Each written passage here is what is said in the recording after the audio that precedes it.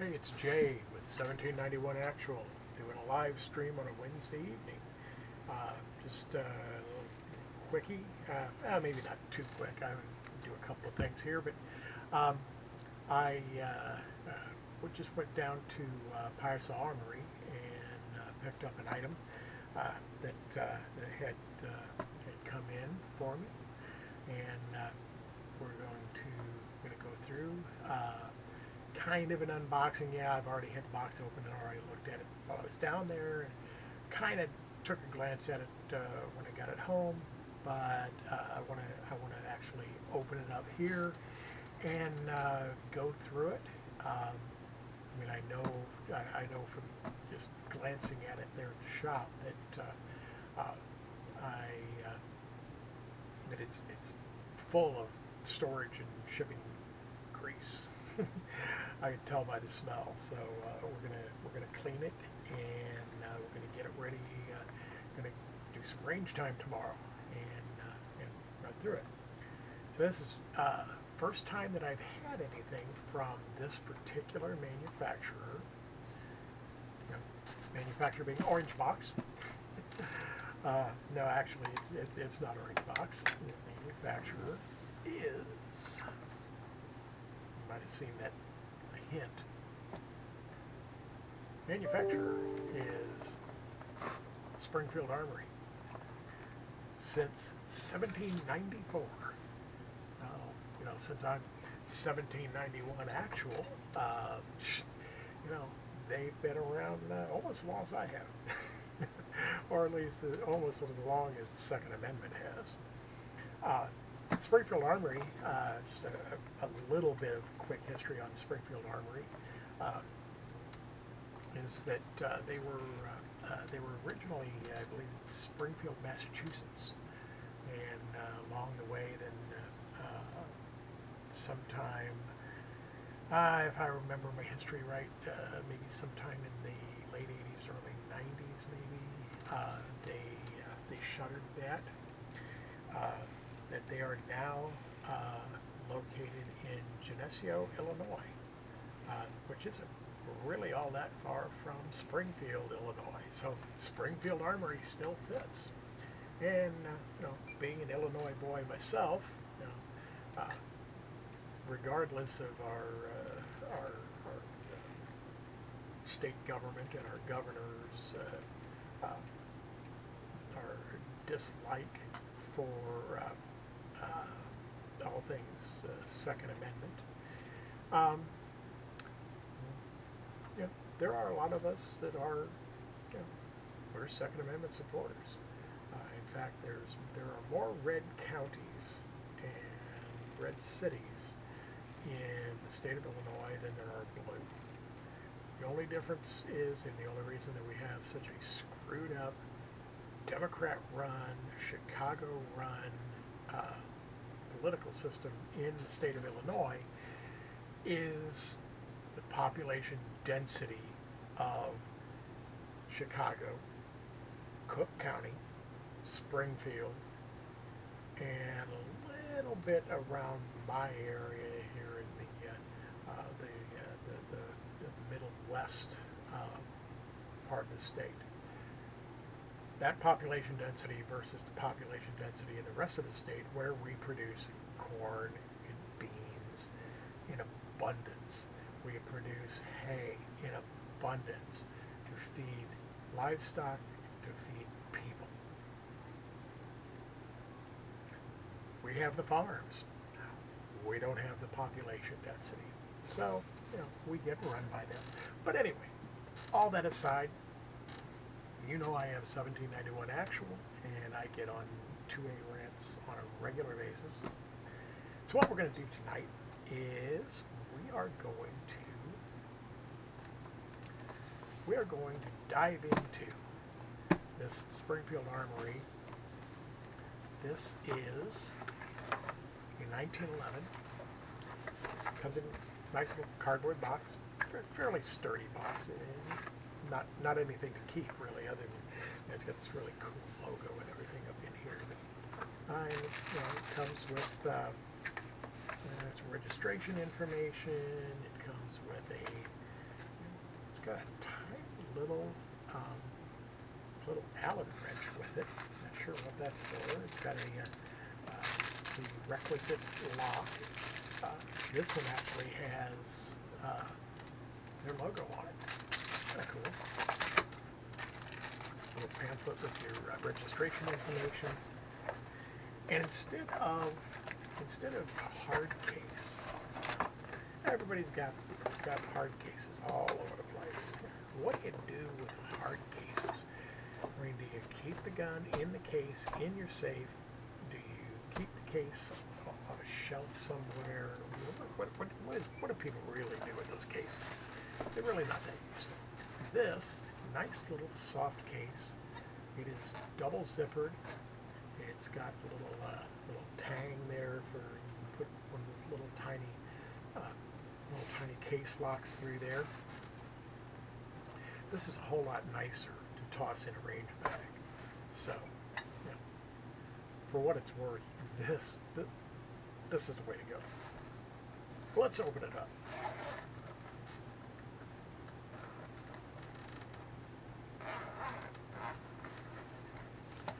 There she is.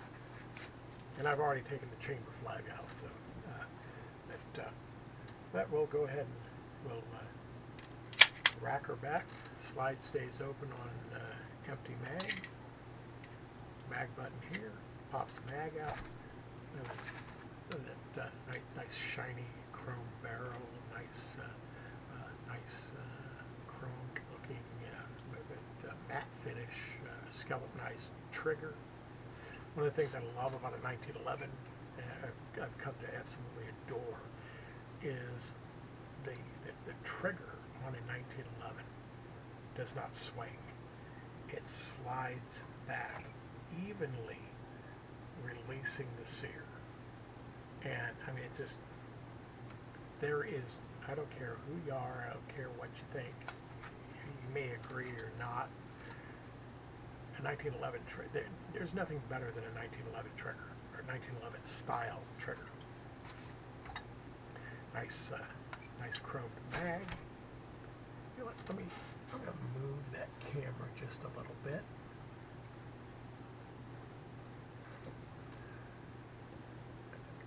Not positive what happened there. I think I probably bumped it at some point, getting this stuff around behind. But anyway, yeah, nice shiny chrome mag, flat floor plate, so that when you pop it in, it goes all the way flush. Just that little tang hanging out here in the front. But as you can see, there's nothing in the mag. And probably need to tip that up just a little bit too. Nothing in the mag, nothing in the pistol. For all the safety sallies out there. There. I put a light up through there. See there? There's nothing in there. And nothing anywhere up in here. So, happy. Safety savvy. YouTube OSHA. There you go. So, how do we go about checking this guy out? Well, I can hear there's a little bit of scraping going on there. Let me get you over on the boom cam. Okay. And it's this is a Garrison, and it is the 4 1/4 inch barrel, the commander size. It is manufactured by Springfield Armory, and right up in here it says Geneseo IL USA. I'm not going to get too close there because of the serial number, and no sense in sharing that. And like I said, it is the Garrison model.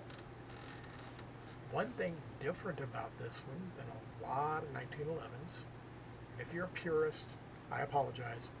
I've always been a purist myself in this one respect, but I can't remain a purist forever. on this one topic, and that is the size of that hole. This is not a 45 ACP. It's a 9 millimeter. You may have noticed when I was showing the barrel. I don't know if you can see it or not. Single action, or either single action or Springfield Armory 9 millimeter. It's a 9 millimeter 1911, and for all of the purists out there, look at your history. You know, everybody thinks of the 1911 is a 45 ACP only. 1911s were actually chambered very widely in 32 back when they first came out. The design that John Moses Browning came up with back in patent went in 1911. He'd actually had a variation before this, back I think maybe 5 or 10 years prior to that. Again, I'm working from memory, and I don't necessarily have all of that information. I don't have it on the screen here in front of me. So, but the 45 ACP was the automatic Colt pistol. So, yes, they called it an automatic. No, it's not an automatic. It's a semi-automatic, and it's a single action only automatic, which means it has to be cocked in order to fire. And I've talked about this about 1911s before, but if you're new, maybe you haven't seen any of those videos, I'd encourage you to go check them out, and hopefully if you like the content, you'll like and subscribe and share the content with your friends. But this guy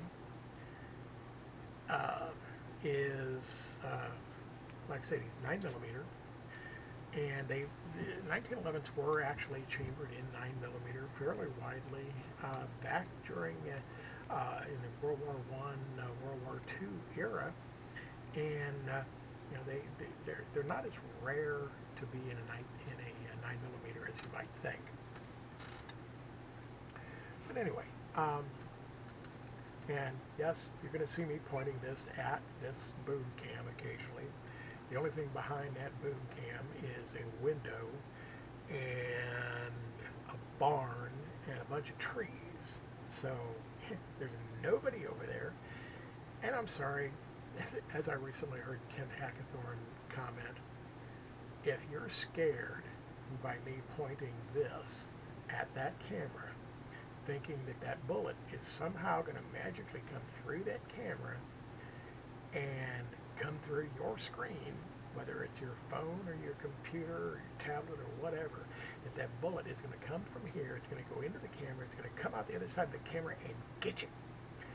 You don't need to be watching my channel. Okay? I mean, that's all there is to it.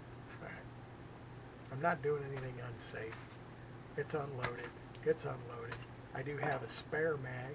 It also is unloaded. This one, I had actually bought a couple of 1911 single stack 9 millimeter mags and a 9 millimeter barrel a couple of years ago. I was going to try to convert a Rock Island full-size GI to 9 millimeter. It's mainly because of arthritis. Arthritis in my hands doesn't tolerate the 45 quite as well as it used to.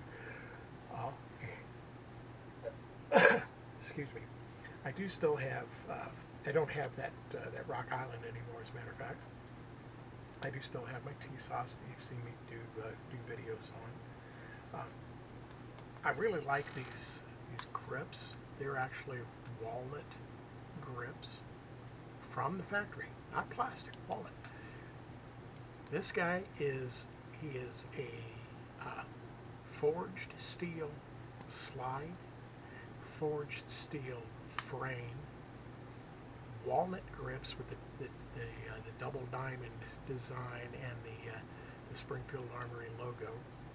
It has a heavy match grade barrel. It's got the little kind of a chromed stainless looking lug and skeletonized hammer. The hammer is adjustable.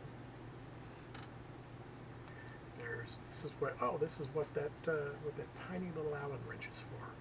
Is to reach right in here where you can adjust your trigger. Now this guy does not need his trigger adjusted at all. Do your safety down, and I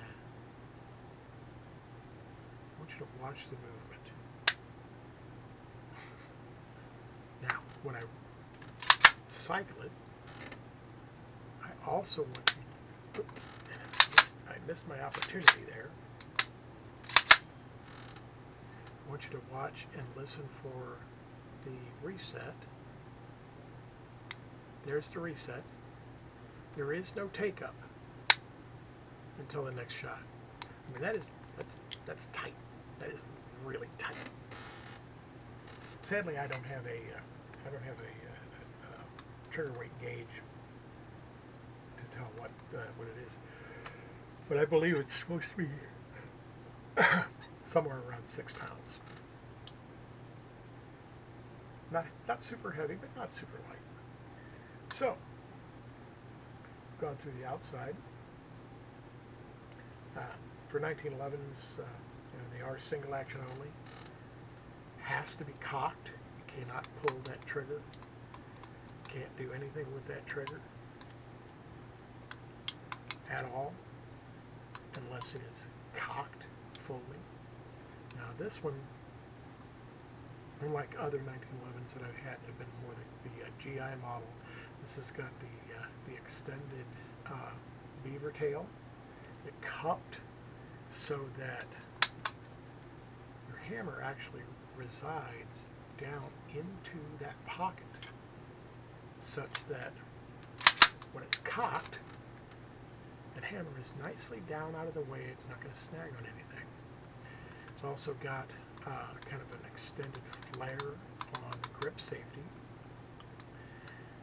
Safeties, 1911s, are probably the safest pistols there are. Glock cannot match, they still cannot match the trigger on a 1911.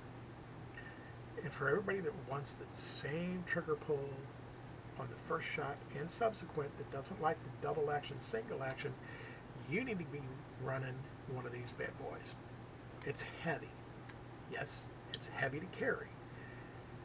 Carry is not about your comfort and popping a mouse gun in your shorts or down your underwear or up your crack. Carrying is about self-defense, defense of yourself and your loved ones. 1911, all steel, not MIM, not stamped, but forged all steel in 45 ACP. I don't believe in the term stopping power, but it's a man stopper. The 1911 in 9mm. 9mm has come a long way since back in the day, and now 9mm with a semi-jacketed hollow point, or some of the newer like Lehigh Defense bullet, and some of the newest. I think it's like a 50 or 55 grain 9mm that approaches rifle speeds.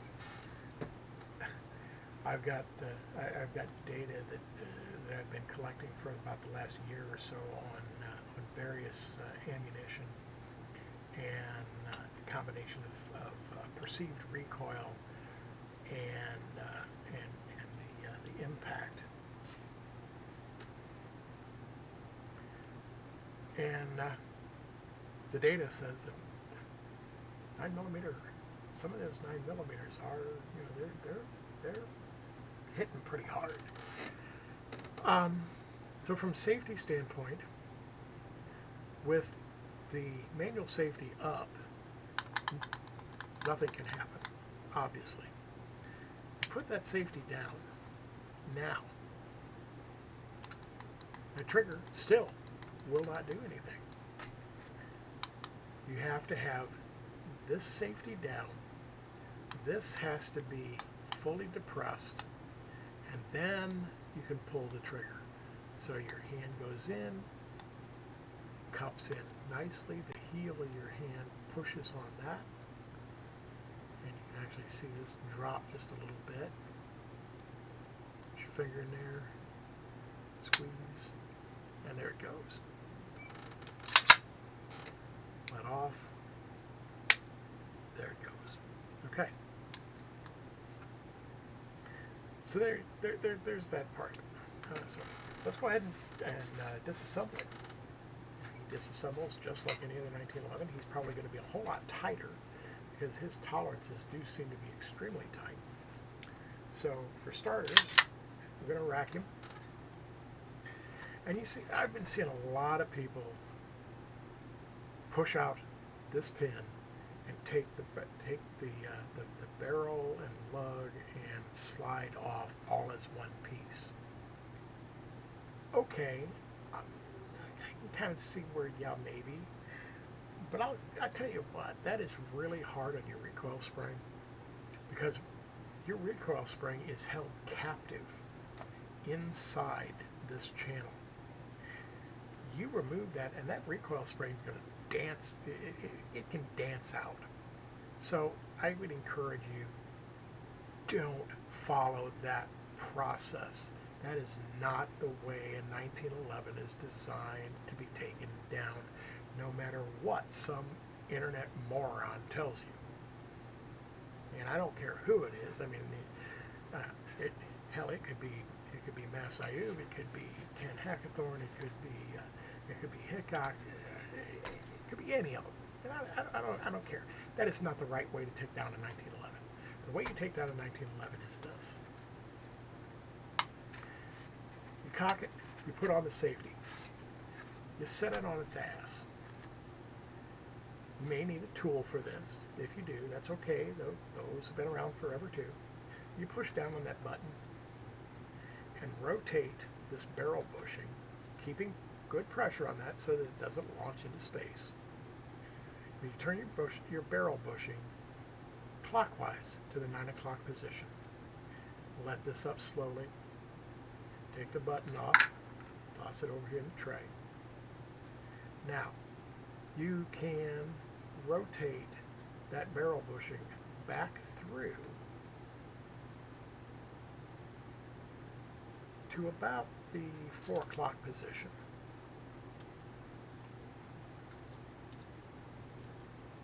But it's going to get stuck in your spring. Saw somebody do that recently. It's like, oh, did you just do this? No. Pull your spring up, slide it out, turn your barrel bushing to the 4 o'clock position, lift it out, and you'll see that there is a lug on the side right here that comes up through that gap. Now, release the safety, hand over, slide this back, and you'll see that there is a notch right here. This is where this pip comes up and locks your slide back. Right behind that there is another notch.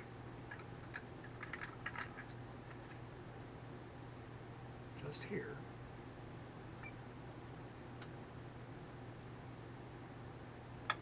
That aligns. So I'm going to slide my slide back, and this one is really tight when it gets back in here. You can see where it's aligned.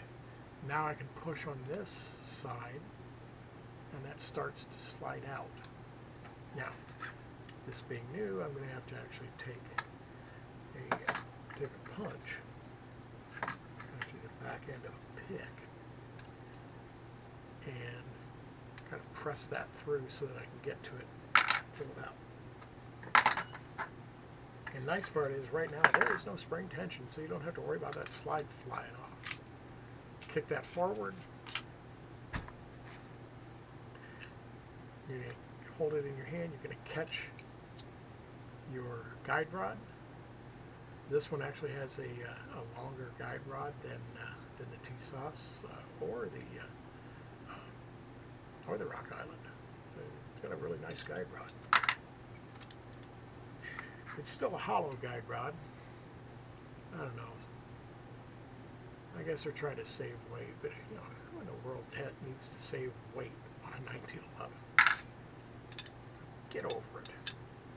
And then we're going to lift up the back of our barrel just a little bit so that it clears the locking lugs. And he doesn't come out the back, he comes out the front, but I need to drop that forward and my barrel slides right out. And look at the beauty and the depth of those locking lugs. Man, that is gorgeous.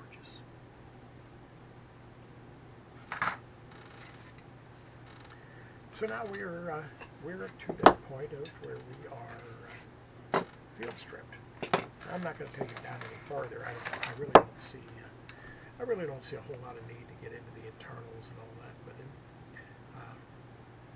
it's not. I don't think it's going to be beneficial. So we're going to grab our barrel and we're going to start a little bit of cleaning. Spritz a little of our mineral spirits down the barrel.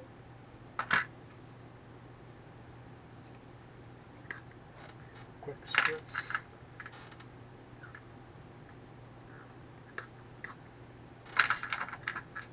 Just going to give a quick little spritz of mineral spirits on everything. Gee, what I'm going to do? I got it on my hand, so I can just kind of rub it on the spring there a little bit. I got some here on the bench.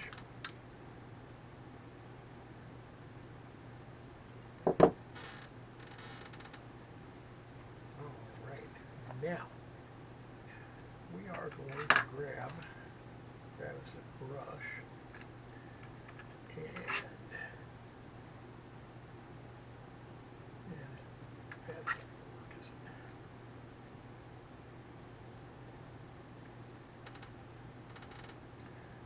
We're going to grab us a brush and we're going to assemble one of our cleaning rods. And he's set there for a minute. So. This is a 9mm brush.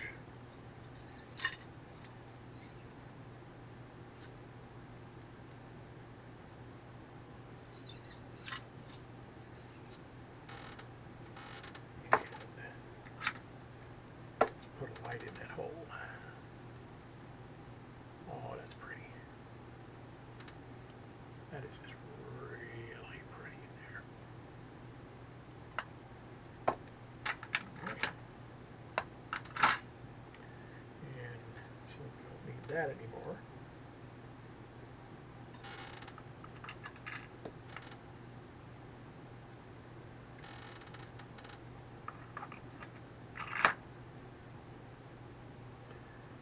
So next, we are going to, I think I'm going to spritz one more time down that hole. And we're going to come over here and we're going to get our clamping tongs. Grab a piece of patch material. And these are not commercially available gun patches. These are special gun patches. they're called my old white T-shirts.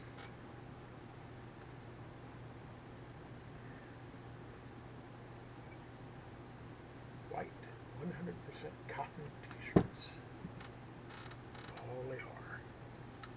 And we're just going to kind of wipe around in here a little bit. Look at the crud that's in there. Actually, let me go up my other tweezers. These are actually locking. Slide that pin back.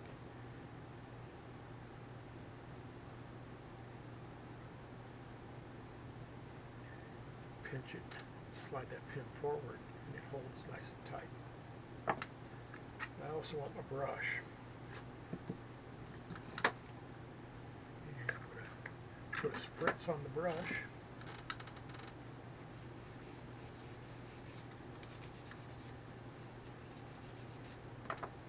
Grab these specks so I get a little bit better look at what I'm doing.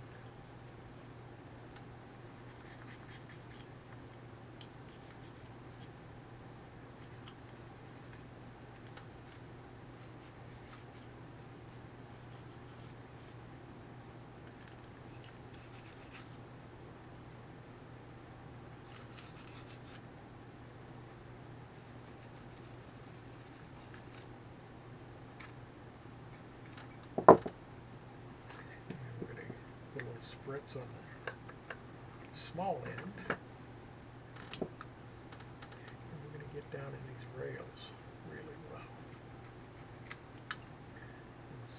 As you might have been able to hear, I hope you were able to hear it, there was a lot of scraping going on. But it's, you know, it's a new pistol. Looks like its hammer's been dropped a few times, probably in testing. Okay, we'll brush that down. Now we're going to get up in here.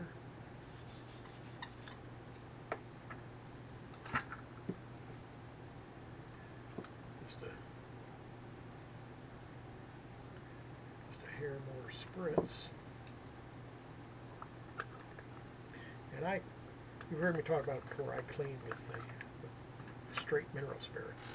Get it off Amazon, super cheap. Does exactly the same cleaning job, maybe even better than Hobbies. And I grew up on Hobbies. Buddy, I loved them. Always loved the smell of Hobbies. But you've heard me refer to Gun Blue before.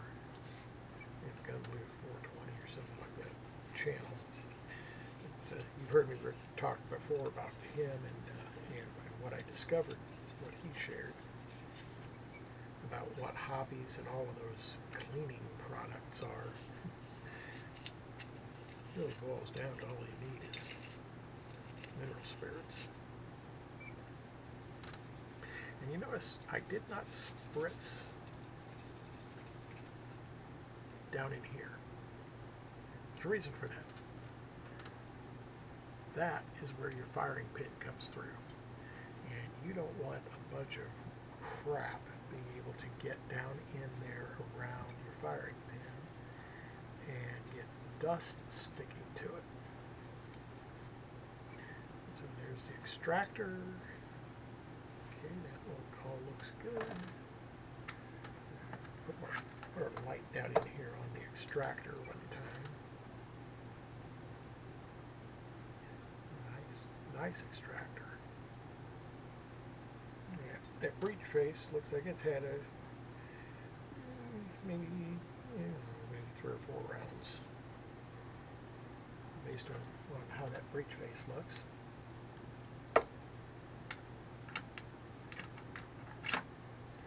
So we're good on that, on the cleaning aspect. So now we're going to go back to our patch. And we're going to get down in there and kind of wipe all that out of those rails.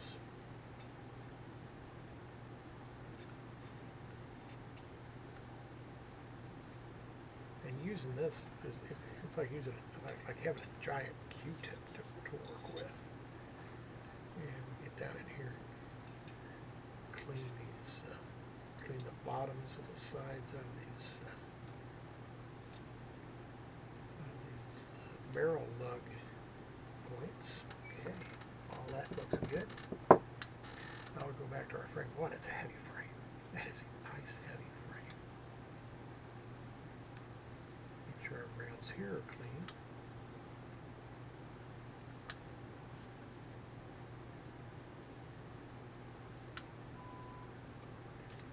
panel up here in front. The guide rod is nice and clean. Hammer area.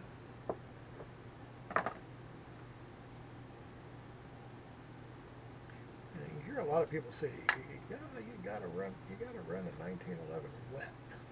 Maybe you heard Bill Wilson talk about, oh, you gotta run a 1911 wet. As long as it's wet, you don't even have to worry about cleaning it. Buddy, if that's who you are and that's how you like it, you do you. Okay, your mileage may vary. Personally, I enjoy firearm maintenance. You've seen some of my videos. If you haven't, please go check them out. But I actually enjoy maintenance. I enjoy these little table talks while I clean. Get a pick down here and see what all the SMOOTZ is.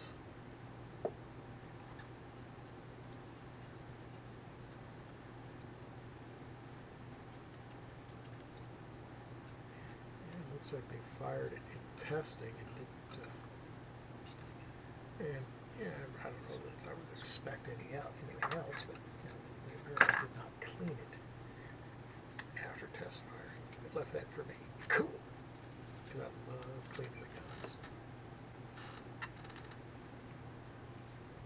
And this is a microfiber cloth, so it's not gonna drop any leavings or anything. Okay, all looks good. Like I said, listen to this. That is a heavy grip module, and that slide, that thing is beefy. Look at the meat on that. Can't wait to get this to the range, because as heavy as a 1911 is, and designed to handle, the 45 ACP. As heavy as everything is, running a 9mm through here, which is normally very snappy and kind of painful for my arthritic hands. And I tell you what, I look at that and it's like, that dude is going to have very little perceived recoil. Okay, so looked at that, checked the barrel. It did have enough rounds through it that it has started to get the classic 1911 smile. There's people that talk about the Glock smile, and there's people that talk about the SIG smile.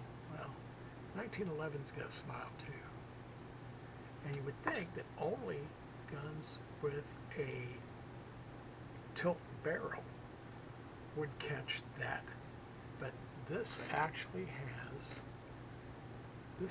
got a smile all the way around, because that barrel bushing, buddy, listen,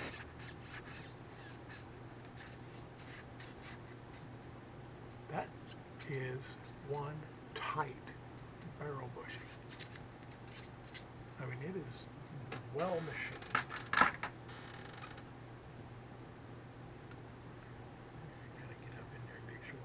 Clean.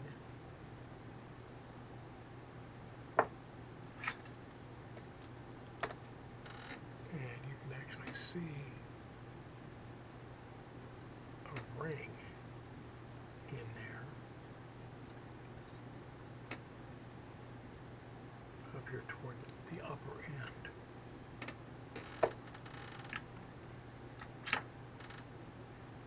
Okay, so there we have that, and there we are. So last thing we need to do is we're going to patch down the barrel a few times.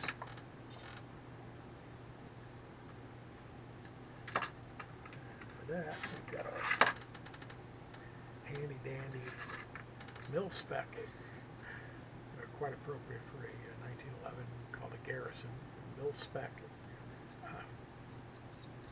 patch tip. mil-spec cleaning rod, or cleaning rod handle. Slip the patch through, and we're going to, once again,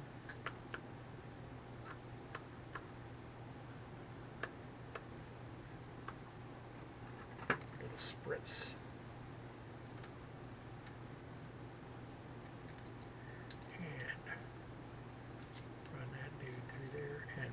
You'll notice that I put the heel of my hand against this.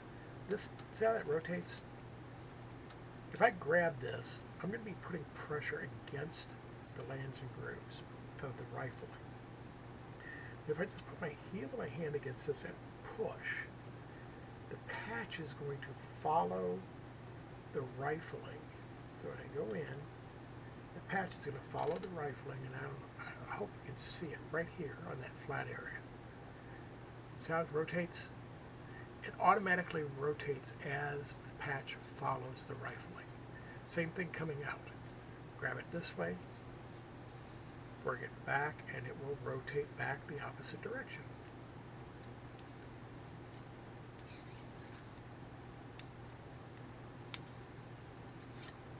Okay.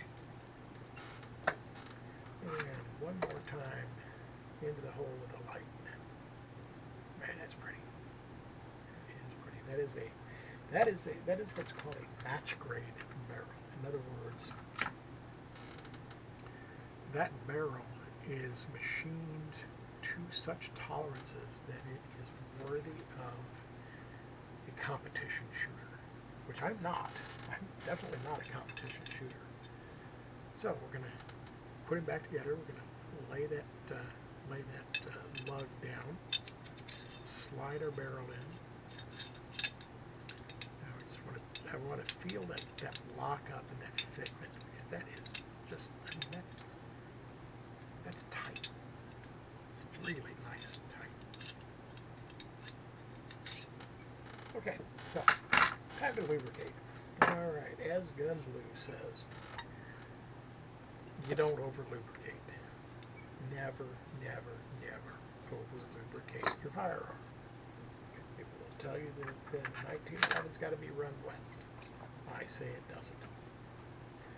Because, as he explained, if you look, and you can actually kind of see it on this guy because he has had a few rounds run through him, there's a scrape mark right here. There's a scrape mark here and here.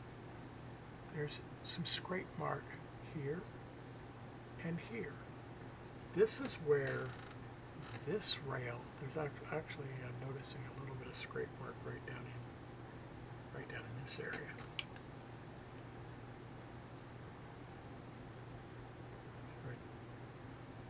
Right in here. And right here. That is where that has been in contact with this rail. You'll notice in here, right up in here, there is a little bit of scraping. There's some scraping all along here and all along here, where these rails are coming in contact with the low area of these rails. So that's how metal on metal works. It wears itself in, okay, without wearing itself out. You know, I can feel it sliding, and you can hear it as it works those tolerances. So how do you lubricate? Well, you don't over lubricate. I use mineral oil. You can use CLP or whatever floats your boat, whatever you want to spend money on. But I get, for the price of a bottle of CLP this size, I got a gallon jug of mineral oil, and I'm going to put a drop of mineral oil on my finger. A drop. Right along the top of here, and you can see how much is left. sides. Not going to try to get down in that because if it needs to be down in there, it's going to migrate. I'm going to wipe a little bit on the inside of the top rail here. Okay, and that's really all we need there. Next, one drop. And this is actually probably overkill. There and there. It's right along that top surface. And you can see shine. That is a super, super thin layer of mineral oil. Now, I'm also going to run my finger right here, and I'm going to go on this surface right here and back. That's it.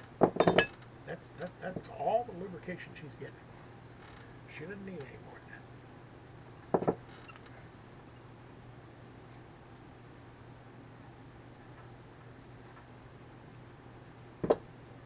So, put my mineral oil away. Pick away. And it's time to throw my extra patch away. And it's time to reassemble. So we're going to grab our barrel and our slide. Kick that lug back down. And now, did you notice how fast and smooth that slid in? Now it's got that tiniest little bit of lubrication going on for it. And then I'm going to set my guide rod right there. Now this time, I'm going to go ahead and put my locking lug back in. I'm going to turn that nub so it'll go down through that gap. Put this at the 5 o'clock position, then rotate it around to the 9. My recoil spring goes back in. You notice that this end is the open end, this end is the closed end. Closed end goes down in here on the guide rod. Okay? Now, we're going to flip this back up so that it's touching the base of the guide rod. I always assemble them upside down like this. I set my lower frame on, get my rails, well, close tolerances. Start to slide him in, and you can see right now where that's where our barrel locks. That's where our barrel locks in. So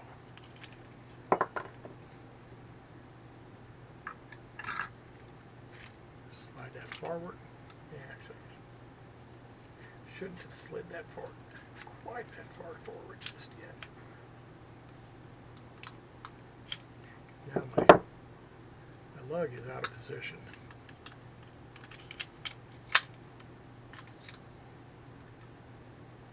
And as I look down inside, I don't know if you can see in that hole.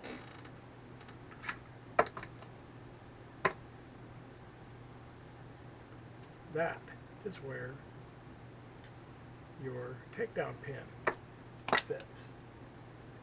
So, take our takedown pin, drop him in, and you don't want to just come at it from down here and then snap that up. You'll get what's called a noob scratch.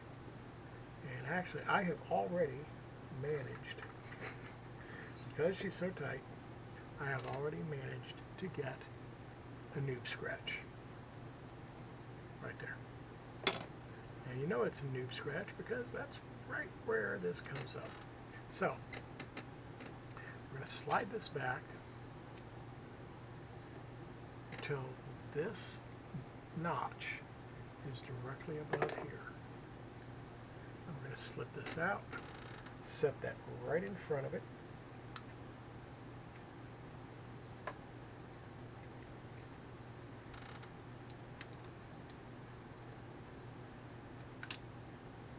press it in until you're past the detent here. Slide it forward. Make sure that it locked in place, and it did. So now we're going to flip our safety back up. And we're almost back where we started. Got our locking lug at the 9 o'clock position. We're going to put our cap on. Looks like that. Got a little bit of something going on down inside there. We're going to grab us another patch, put it in our clamp, and we're going to run a patch down inside that cap.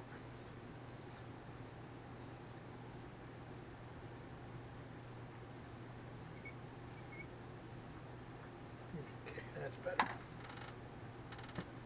Put our cap on the end of the spring, press it down, press firmly, keep good pressure on it. Rotate your locking lug around and it'll start to hold that button. Come around till it aligns. And safety down. That works. That works. And he's already sounding better.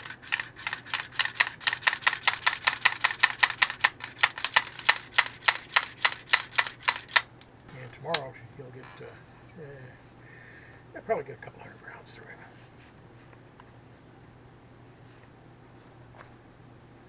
But that is a beautiful, beautiful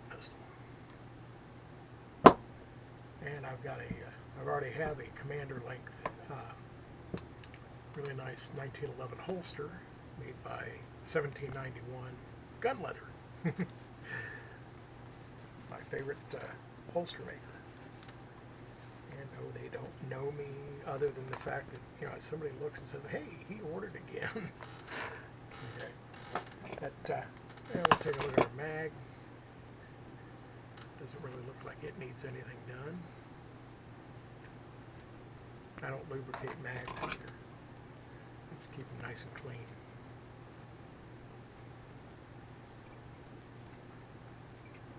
So, we got our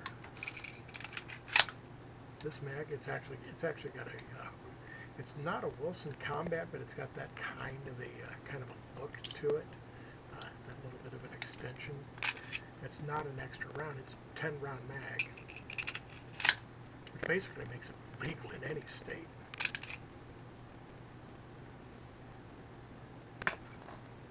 This is actually 10 round.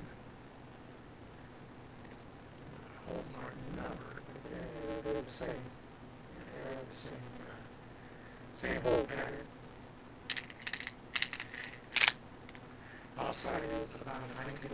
It's 1911 mags, 1911 mags, and 1911 mag. If it's a 1911 mag, it's going to fit any 1911 either, full size and commander. Okay. Difference being, this is for 9mm, so it's not going to accommodate the 45 ACP. But it's essentially the same mag. Smack that in. Throws it out really nice. Locks back on empty.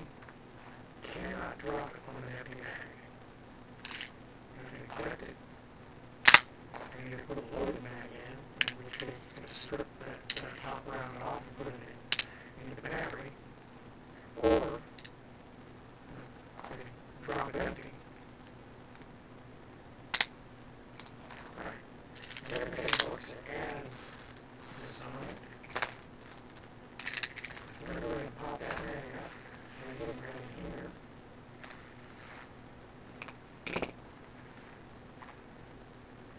Put my 2 mags